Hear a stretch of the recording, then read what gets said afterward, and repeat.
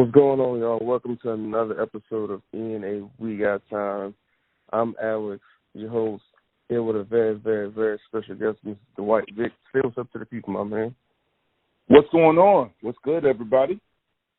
All right, I appreciate that.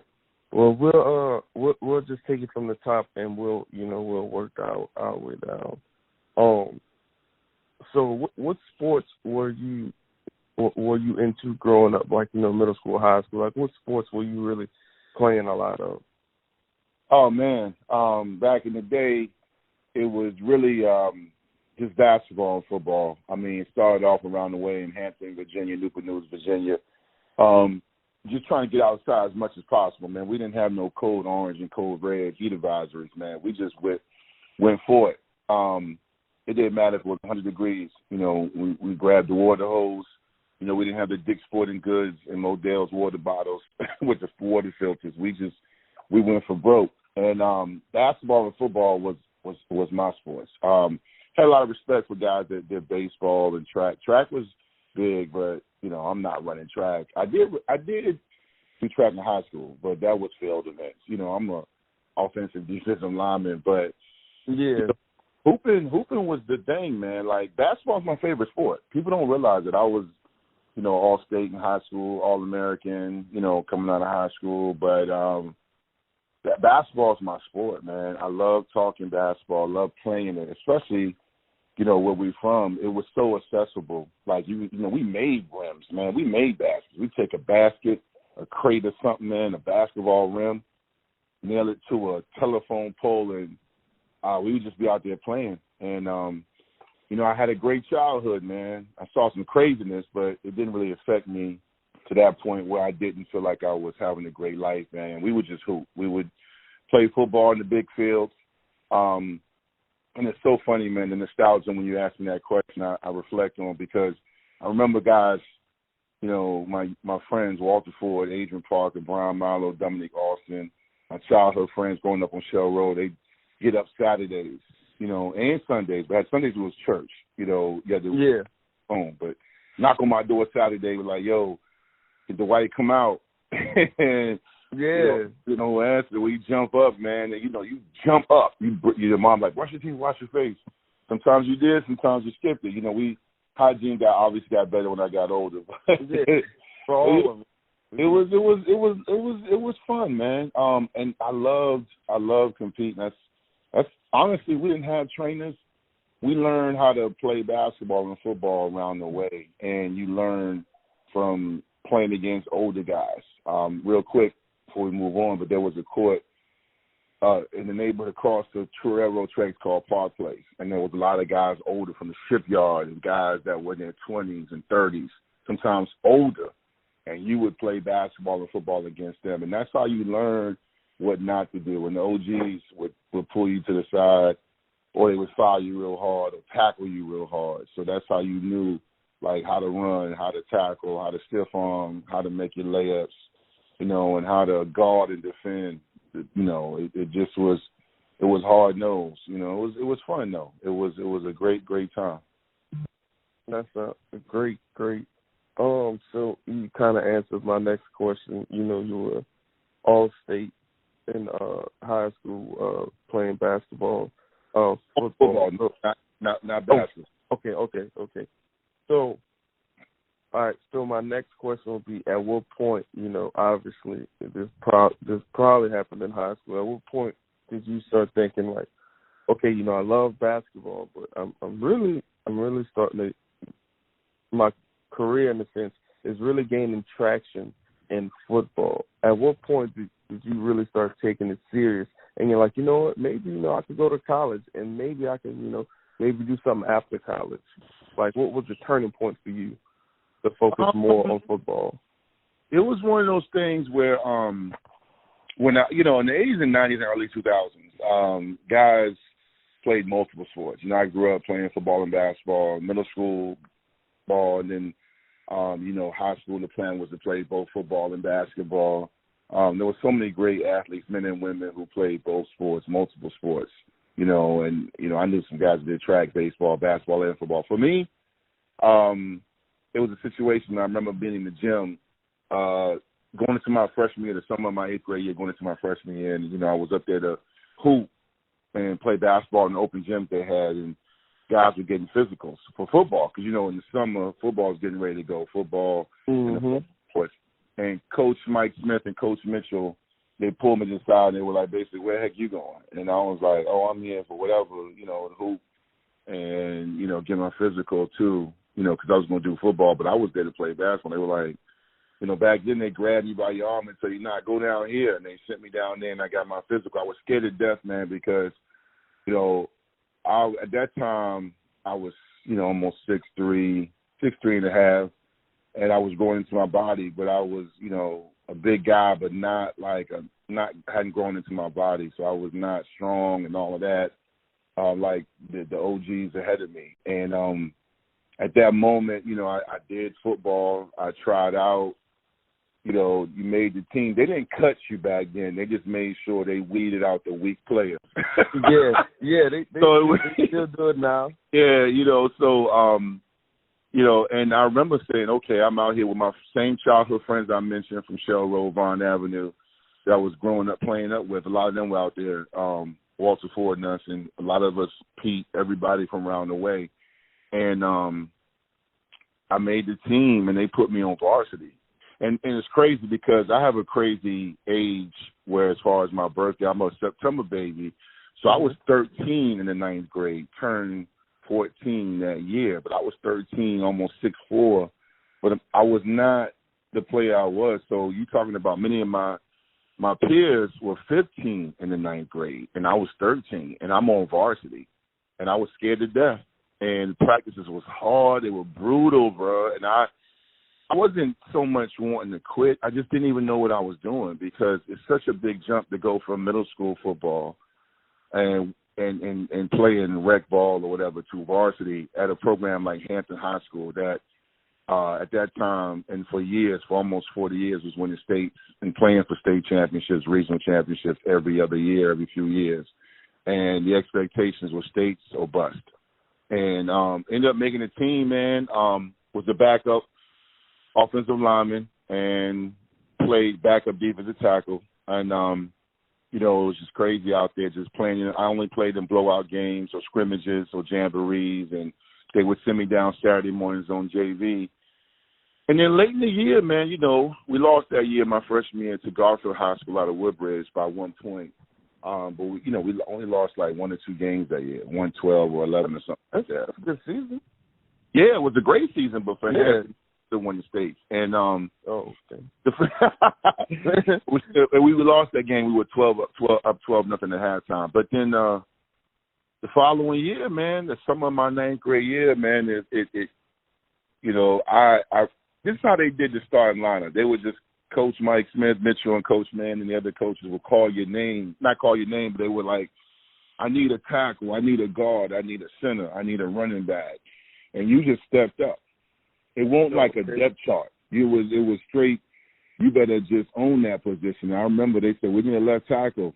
And left tackle. And I just stepped up there, man. I was so confident compared to my freshman year, man. I started 10th, 11th, and 12th grade. And by my junior year, I played both ways then the following year.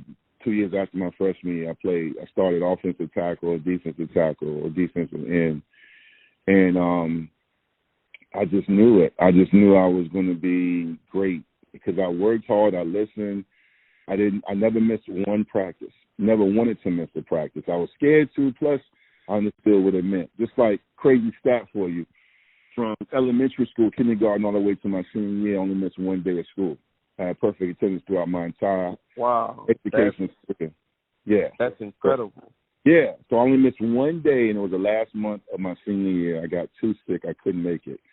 And if I did, I probably would have perfect attendance the entire time. But that's the dedication. That's the dedication I was on, and that paid off on the football field. And I also played basketball, too. I was, not an impact player. I would get in, rebound, defend, give you a couple of hard fouls. But I was going to stay playing basketball because it kept me in shape. It also kept me focused, and it was fun because I love basketball. But I ended up falling in love with football, too. And the college recruits started taking notice my junior year. I'm getting phone calls and letters from schools from all across the country, small schools, HBCUs. I mean, it was just amazing how crazy it took off my junior year. And that's when I knew I was like, yo, I'm going to the league. That was my mindset. I'm going to college, you know. And I know you said, wow, the league, but it was just more so I've always been goal-driven. So I just wanted to go and make that happen and get out of Hampton and Newport News. I wanted to get out to 757 and see other parts of this country. And I was also at a high school. The legacy of great players was great as far as we had so many guys before me, all-state, all-American, and dynamic players that went on to, like Eric Hunter. He was a parade All-American, went to Purdue, was Big Ten Rookie of the Year. You had Sean Hamlin, Ahmad Hawkins, big brother, his older cousin, who was an amazing athlete. He played 3 or 4 sports in high school. He went to Florida State, won a national championship, started at safety. Lloyd Tucker went to Hampton University, started there. My roommate and best friend in college, Tyrone Tynes, he went to Elizabeth City. And you had a lot of guys that were going to, UVA, Aaron Monday, Brian Gerzak. So, you had Rodney Riddick that went to Tennessee, who was, I can go on. Hampton High has put guys. It really sounds like your school has a history of putting out some pretty good talent. So my next question, I'm glad you because that kind of segues into my next question. But before we get to the college and the recruiting thing, because I know it's different for everybody, but when did you start? I know you said you were taking it more serious and you weren't missing school because you wanted to play and everything. But when did film room become a big thing for you? And when it did, who would you watch? Oh man, that's a great. I know you said you played both sides. You played offense and defense. So I'm assuming the people was probably a good mixture. Yeah, man. Back then, I was a Washington Commander, and back then they were called the Redskins. I was, I actually my sophomore year's film is when it started. I've always had, been into historical perspectives of the game, and also I understood the importance of watching film. That came from myself as well as my coaches. We were big on watching tape back then. Big on watching tape, like in preparation. You got your lunch. And you walk to the coach's office, and during lunch and even the flex period, you watch game tape. And every now and then, coach would let you borrow a tape and take it home. This is for your listeners, the VCR stage, the era. Yeah. You know what I'm saying? So as far as guys I watched, man, I was a Washington Commander fan, watching the Redskins back then. So I watched Dexter Manley on defense, but I was really big into the Hogs. I would watch Mark May, Russ Grimm, Jim Lachey, the counter trade with them pulling. I really, I'm not one of those guys I'm a tight end. I embrace being an offensive lineman and blocking and protecting, and I had great feet because I was athletic, and big and tall. It helped in pass protection. So I just watched tape of anybody I saw. I would record games. I would ask my mom to get the 3-pack of VCR tapes from, Kmart and Walmart. Hey, I know what you're talking about. Yeah. I had them too. And I would just say, yo, Mom, let me get some blank tapes. And I was like, yo, Mom, while I'm at practice, can you record this game? Or Mom, I forgot, can you put the VCR tape in?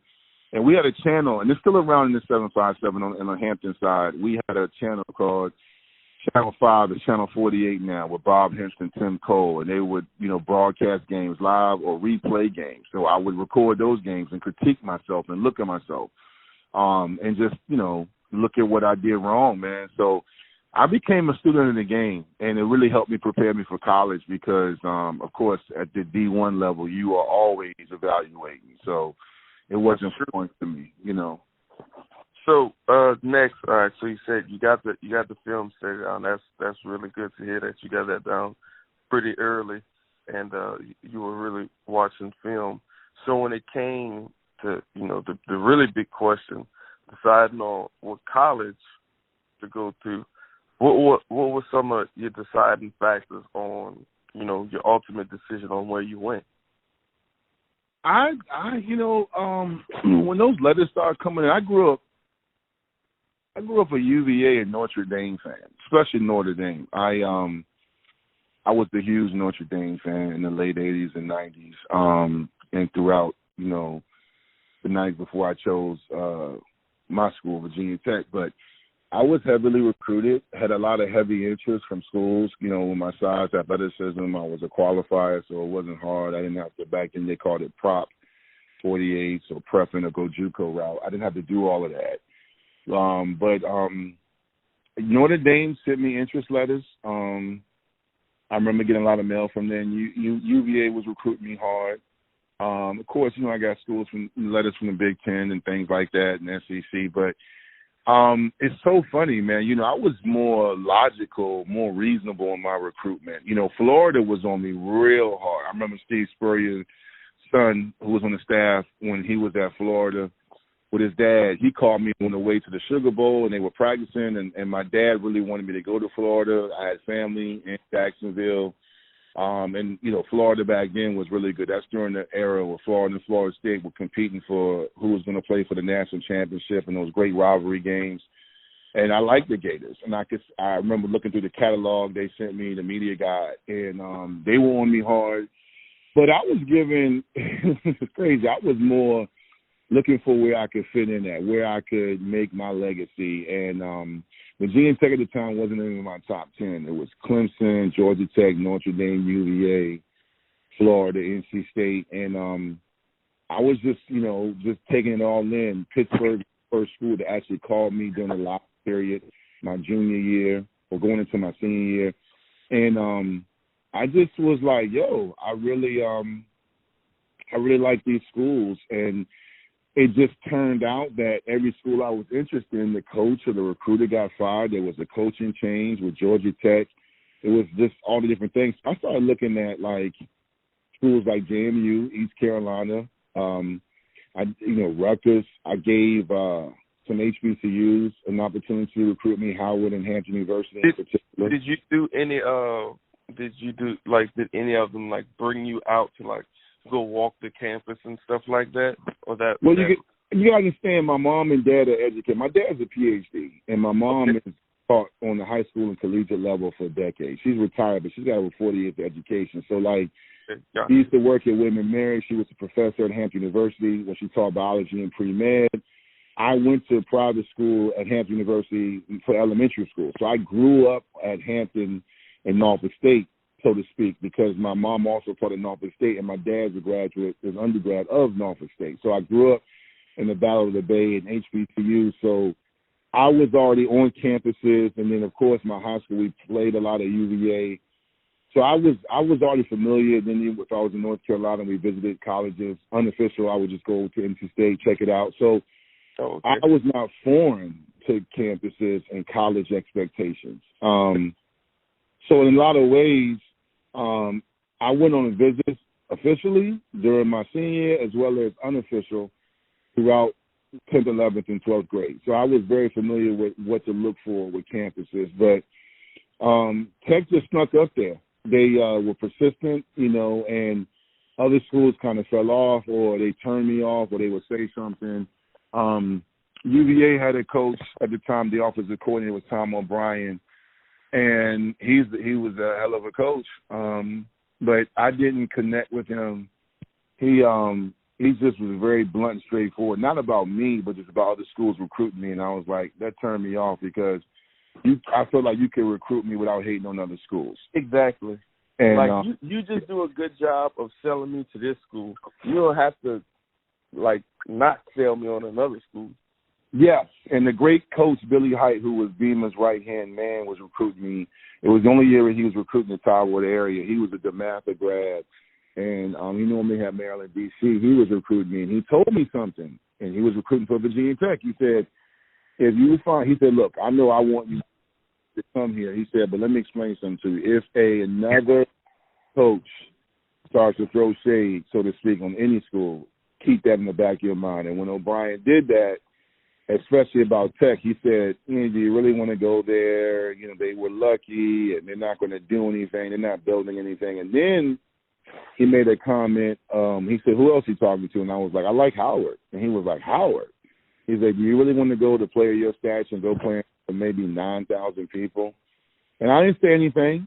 I just was quiet, and I told my mom. And you got to remember, my mom and dad are graduates of HBCU, so they were offended. They didn't say nothing to him, but Dad, I really wasn't feeling them. And they kind of fell off of me a little bit and started recruiting Robert Hunt, who was my homie who played at Mansfield and Newport News, and another guy named Charles Bostic, who went to Phoebus, who I went against. He was good, but I used to murder him. And he was more – I murdered him on offense and defense. But he was my size, and he was more of the prototypical UVA guy. He had 3.7 or 3.5. My GPA was not that high. And I was like, all right, well, y'all can focus more on him. And then I was just real quick.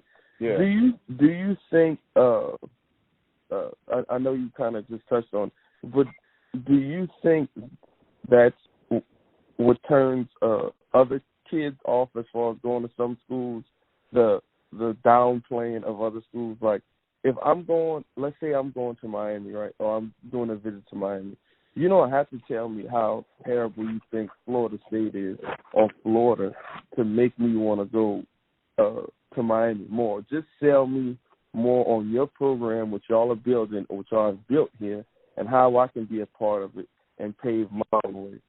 Do you think that happens a lot? It's even more cutthroat since when yeah, man. When UNC was facing allegations for several years, before Mac Brown got there, I know for a fact other colleges used that against them for basketball and football. It's cutthroat, especially now because there's even more money involved. Every year the game gets bigger and bigger, so you got to do whatever you say. And I was a 17-year-old being recruited at that time. I was new to it because I was, you only get recruited once out of high school. So, I was learning. But now, a grown man, I have a son who's a prospect. My daughter played volleyball. You understand exactly how it is in regards to the business side. You got to talk trash. You got to call other people out. You got to get in that recruit's head, because as a recruiter, your job's on the line. You gotta hustle. You gotta say, hey man, why would you go there? We've beaten them 9 straight years. Their coach is going to get fired in June. What I'm hearing is this: if you come here, you'll be part of a team in which we put 7 guys in the league the last 10 years. You gotta say that. You gotta sell it, man. You just have to understand. That's why the support system with the prospects, female and student athletes, need to be strong, because unfortunately, a lot of these kids get caught up and they just are delusional or they're ignorant to what the truth is, and they end up going to a school, and that's why the transfer portal in football and basketball is busting out the seams. True. Okay, so moving forward, which coach and or player, this is always my favorite question to ask, because you really get to hear about some really humble guys and some really great guys you may have not heard about. What coach and or player showed you the most as far as, when you got to college? Because in a sense, you're not professional, but you're kind of like a figure on campus. So, like, you kind of have to, how do I say it? You're not the president in a sense, but you're like a mayor, you're like a governor in the sense of importance. So, like, you're a star athlete, so you kind of have to carry yourself a certain way. So what player kind of showed you the ropes with that, and what coach kind of showed you the ropes, on just getting your game to the collegiate level and, really honing your craft, techniques and various other things? Great question. So I'll start with the coach first. Coach J.V. Grimes was a phenomenal coach. He's a 3-time cancer survivor. He's probably the toughest man I've ever been around in my life. And he coached at Virginia Tech during the 90s on the Sugar Bowl, Orange Bowl, and conference championship runs. He went back to the SEC, coached at Auburn, coached in Arkansas. And he's funny. He coaches all these big guys, but he's probably 5'4". But he was the toughest coach. He taught me so much on and off the field. I love him so much. I mean, the moment I got there, he embraced me and he got on me. He challenged me and all my teammates, and he was tough, man. I mean, there were days. It wasn't like Full Metal Jacket with that crazy, drill sergeant. You won't like that. But it was just like he was cut from that cloth, though. He didn't call you out your name or degrade you, but he just was on us, and he was on me. And, sometimes I just really hated him. And I remember one time I said some choice words to him. This was like late in my career, and I apologized to him, but that's how hard he was. I've never really been that kind of guy.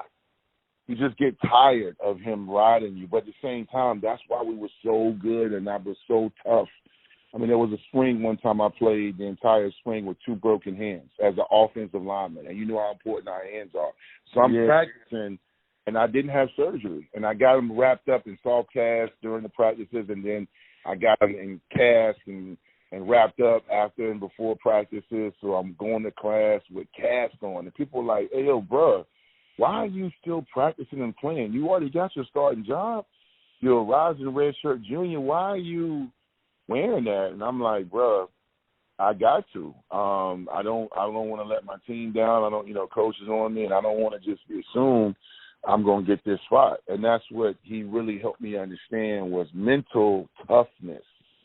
Just really big on it. And he's the GOAT in my eyes when it comes to offensive line coaching. And then, as far as big brothers and players, man, I was blessed to have a village of teammates, some real OGs, man. But on the offensive line, it had to be guys. There's 2 guys that come to mind, really, and that's Jay Haygood and Chris Malone. Chris Malone was the guy I played behind, and he was my mentor. I mean, I just watched him and listened to him so much. He was a 4-year starter at Virginia Tech, and he coaches collegiately now. I don't know if he's still coaching, but I know for years he did at JMU and ODU, and he coached at Tennessee Chattanooga. And then my big brother, my road dog, he was my roommate sometimes, and also somebody, I clown with. We hung out, and that's my guy Jay Haygood. He played with the Jets. He played several years in the league. He also played in NFL Europe. Man, he was just my big brother, man. Like, he played left tackle, and he just had the best feet I've ever seen. He was a tight end and basketball player in Easley, South Carolina. Some South Carolina boys are athletes, and he came to Tech, and they converted him to offensive tackle, but his feet were so good. But he ain't never really worked hard in the weight room. He just used to clown, man. He wasn't like Boobie Miles, but at the same time, man, like he just was like, he always find a way to take shortcuts, but he also balled during game time. When them lights came on, he was locked in. And those 2 guys showed me how to be a full-time student athlete, a full-time player. And, they also, they were like just always dropping gems on me, especially Jay Haygood. Like, he was still one of my brothers. I love him. I just recently saw him back in April at the Virginia Tech spring game. So Jay Haygood was definitely one of those guys. And there's other guys too, like T.J. Washington. But those 2, they come to mind all the time. I asked this question to somebody I interviewed, and I wish I could think of his name, but it made me start asking the question every time I interview somebody, because he brought up a very interesting player.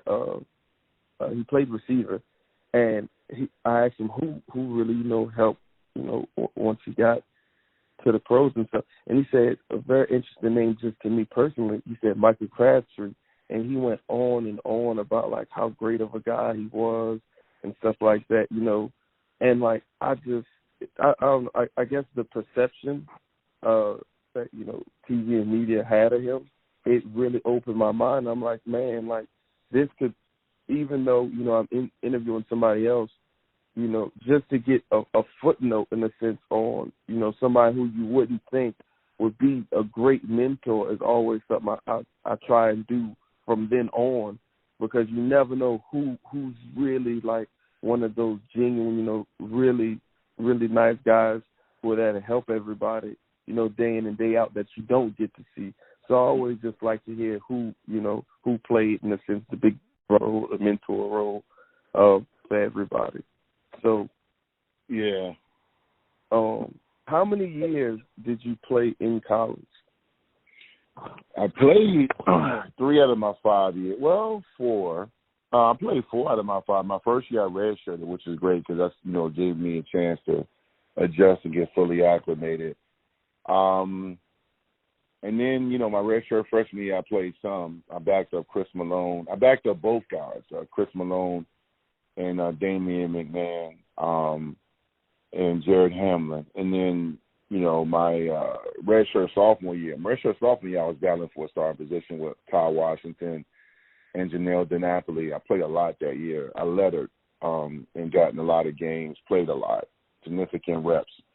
And then my junior and senior year, I started both those years. So I played a lot, man. I was close to lettering my redshirt freshman year, but I just, I didn't play as much, because I was still adjusting to that college level D1 strength and getting stronger and knowing what I was supposed to do. Coach Grimes was not going to put you in the game if you didn't know what you were doing. I knew what I was doing. I knew the plays, but still just that mental toughness as well as awareness and scheme and knowing what you got to do is important, not just for him, but any real coach knows that. But at the same time, my philosophy is you got to get a guy in the play to get comfortable, and eventually Grimes did that with me and other players. But I played I was at Tech 94 through 99, so I graduated Tech with 2 degrees. I was there for some of the greatest bowl games and runs and championships as far as conference titles in program history. So was all conference my senior year, and I've got a lot of awards and accolades, but I think for me it's just the memories and the traveling, the brotherhood, and just really chopping it up with my teammates, the competition, playing against some great Miami teams that featured Ed Reed, Ray Lewis, Warren Stapp, and Dan Morgan, Nate Webster, Edrin. The Rock? Yeah, The Rock is older than me. I didn't play against The Rock. Okay. Yeah, but the Warren Stapp, I really never went against him. I was the backup that year, but I went against those other guys I named. And then we played against Syracuse. They had McNabb and, that great linebacker. I can't remember his name. But, they had Marvin Harris and really some great players, And then, of course, West Virginia had Thornton and Amos Airway and, goodness, oh my gosh, I'm getting old. I'm forgetting names. You named some high profile people, right? Yeah, man. I mean, we again. I mean, UVA. That's when they were really good. Wally Rayner, Patrick Kearney, Antonio Dingle. Ferrier. I mean, Paul London, the Barber brothers. Rondé and Tiki. Sounds like a countless.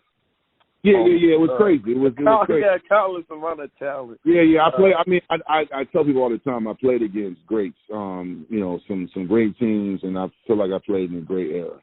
Oh, for sure. All right. So, college is starting to wind down. The NFL's up next. What were your thoughts on your career once you finish your last season of football and now it's NFL? Were there any people reaching out to you about, oh, hey, well, we're thinking you could go here, or like pretty much like any agents or team? I don't know exactly how the whole process works, so if you could explain that for me. Yeah, I mean, I wanted to go pro. And I had a chance, and I did sign as a free agent with the Baltimore Ravens. The Patriots were very, very interested in me, worked me out as a pro time and day. And they called for my film and medical records the night before the draft.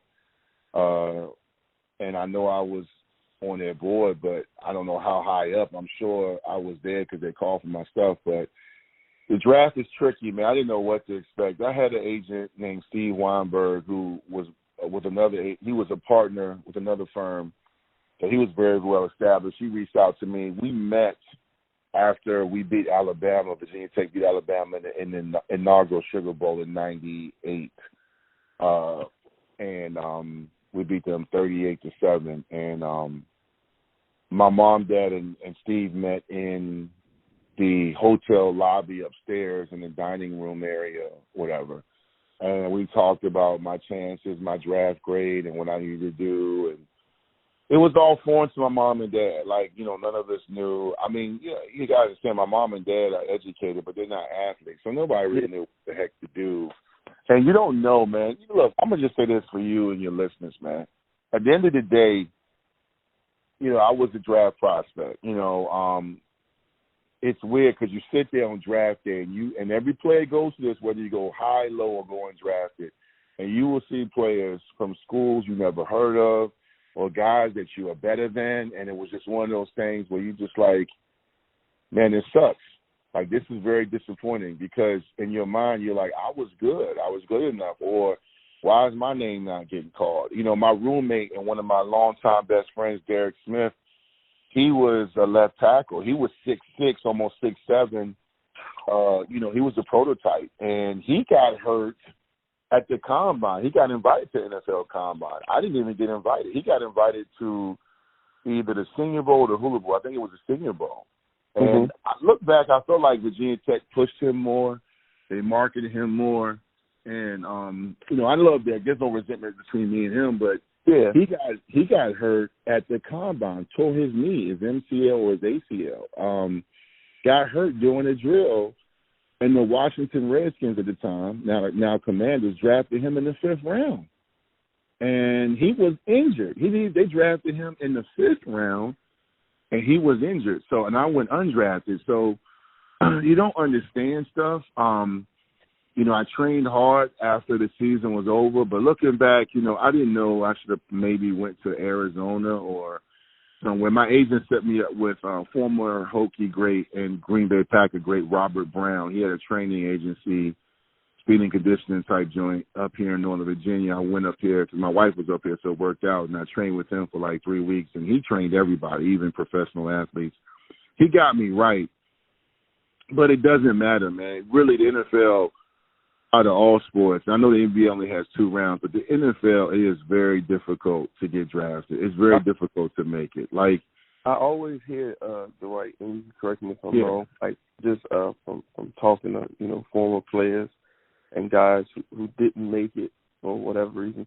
I always hear, and it's so crazy, but I kind of understand it. There's so much more to getting drafted than just playing football. Absolutely. People...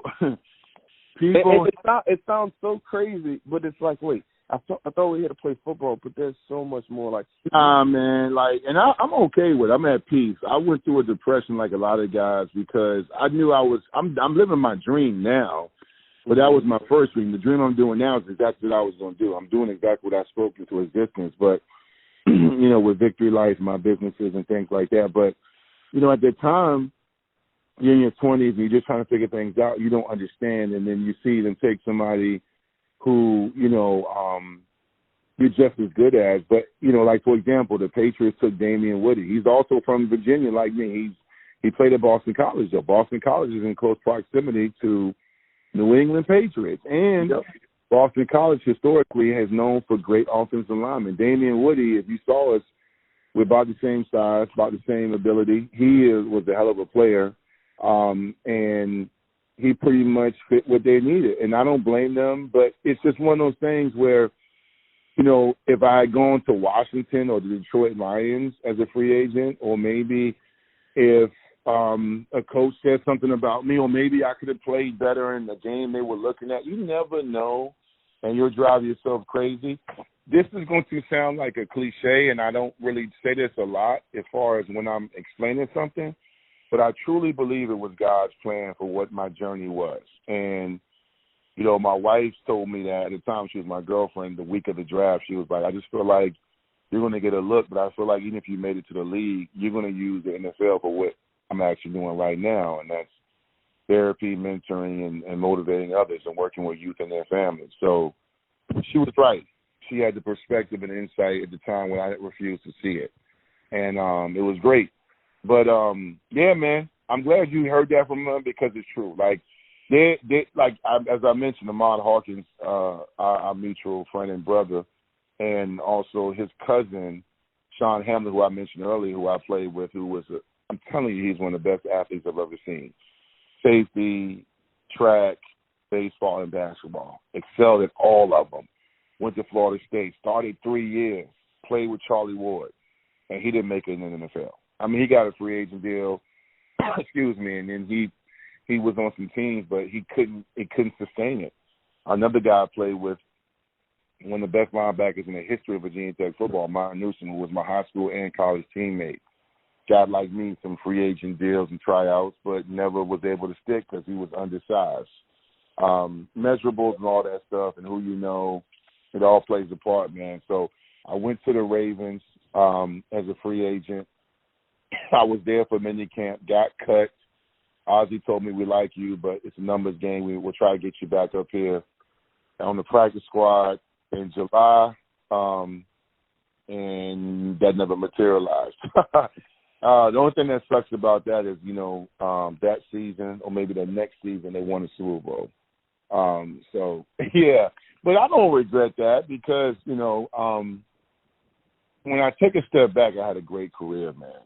How many guys play varsity football?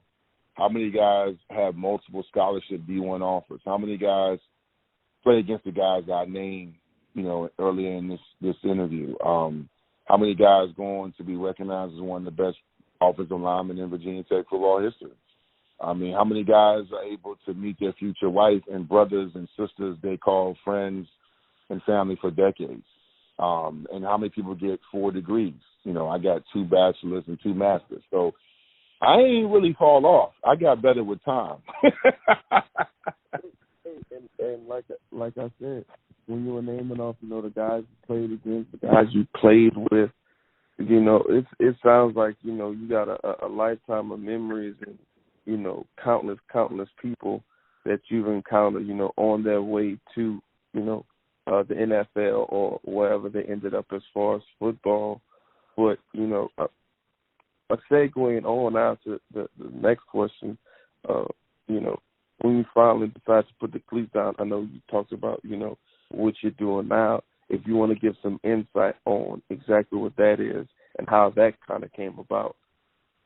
Well, I went to Liberty after I got 2 bachelor's degrees from Virginia Tech, and then as I'm transitioning, being done with trying to play pro football, I did some adult leagues, some semi-pro, some flag football, adult leagues.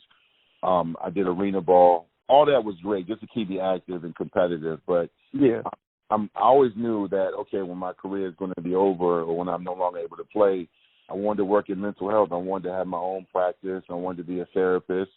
I just knew that's what I wanted to do. I envisioned and did that. And eventually, man, it's crazy because I wear many hats. Eventually, I got to a point where I was able to, get to a point where I was, back in grad school. And I went back to Liberty University. Not back, but I went to Liberty University, and I got 2 masters. And then I got hours towards licensure. And I've been in the field of mental health counseling and mentoring for 22 years. And Victory Life is my business. I started that 4 years ago. Before that, I was a clinical director and had other businesses in the counseling and social service field.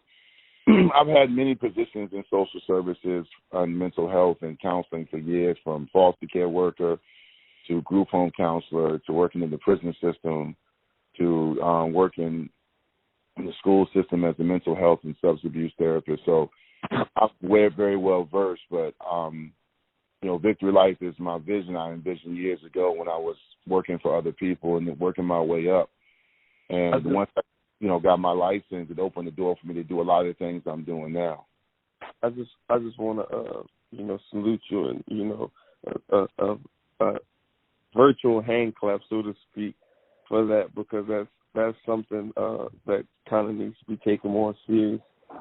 Not only athletes, mental health, but you as being a black man, we'll have to get too much into it, but like the mental health of us isn't something that's always taken too serious or isn't brought to the forefront.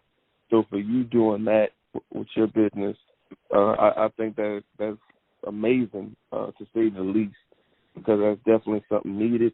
And I definitely think for various reasons, by you opening up that business, I think a lot more guys hopefully come to the forefront and, seek the help that they need, because for whatever reason they may feel more comfortable, with you and your story and things like that. So I just want to say that is amazing what you're doing with all that, and, just keep up the good work, honestly.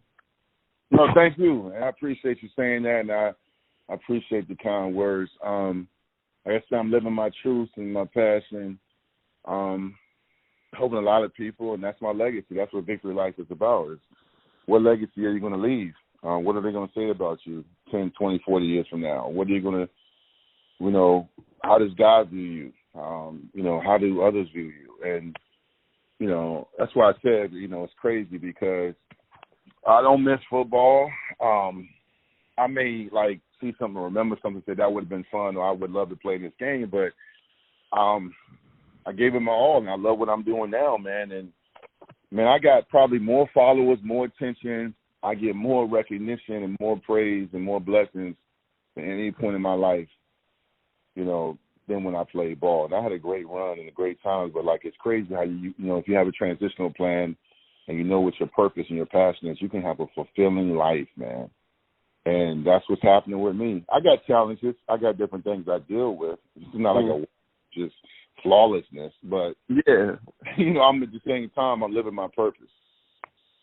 For sure. All right, Dwight, last question, but kind of almost in a sense the most important one, not for you, but for, people that are listening out there and, future athletes.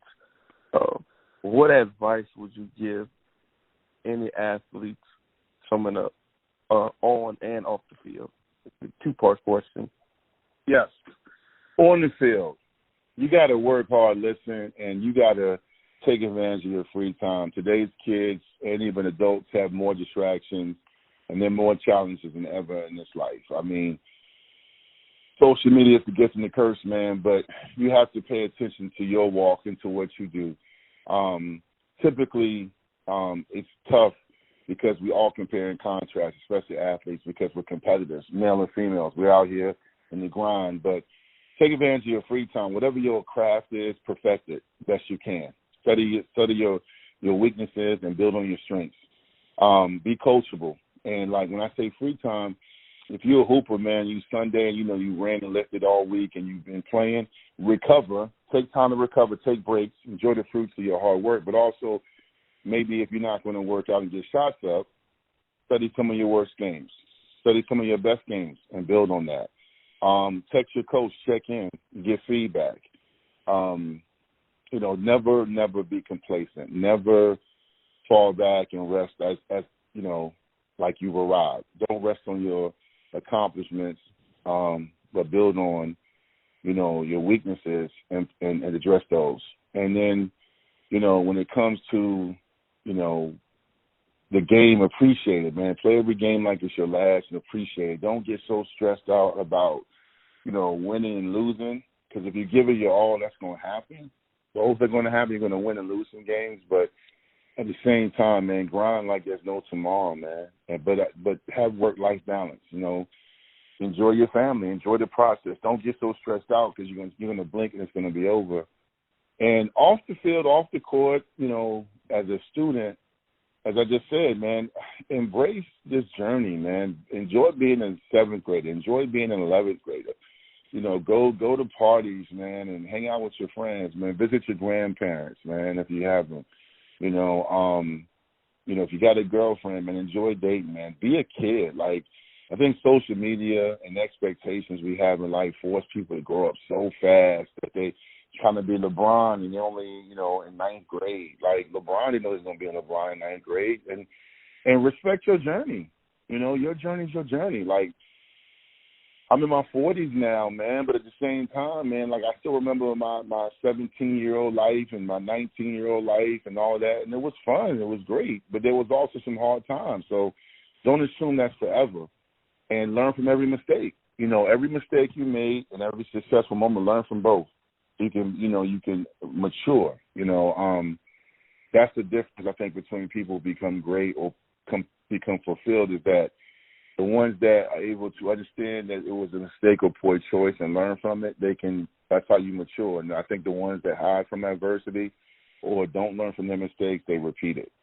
And then that's why you find some people in the cycle, man. So enjoy the process, embrace the moment, and empower yourself to have purpose. And don't lose sight that, you are on your own path.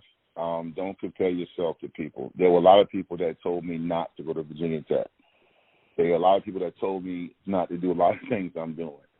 And it's not so much I don't listen to people, but those people had their own agenda, and I knew my plan, my vision, and I'm living proof that when you step out on faith, you will be rewarded. So that's my feedback. That's good to hear. Everybody, this has been a great interview with Mr. Dwight Vick. This is ENA. We got time, and we are out.